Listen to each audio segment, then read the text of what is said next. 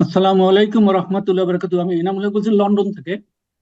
ওয়ালাইকুম আসসালাম রহমতুল্লাহ বরকাত। জি বলেন।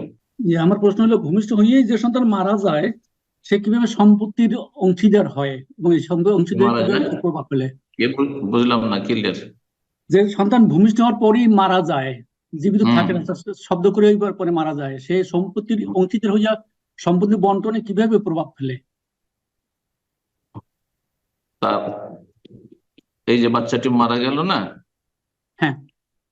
তার বাবা ধরেন ওর ওর পেটে মাতৃগর্ভে ছিল, সেই সময় তার বাবা মারা গেছে। বুঝা গেছে? আচ্ছা। তাহলে তার আগে তার বাবা মারা গেছে। আর এই বাচ্চাটি ভূমিষ্ঠ হইলো, তাহলে তার ভাগ বসে গেছে।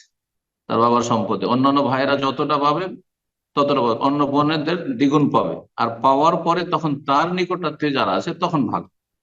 সে তো দুনিয়ায় থাকলো না, কিন্তু তার সম্পদ তার ভাগে দিতে হবে একটা ভাগ।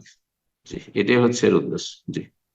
এজা উস্তুহিল্লাল মাউলুদ ওর রেসে, বাচ্চা যদি কান্না করে উঠে, মানে জীবিত ভূমিষ্ঠ হয়, তাহলে সে উত্তরাধিকারী হবে, ওয়ারিস হবে। জি। জাযাকাল্লাহ।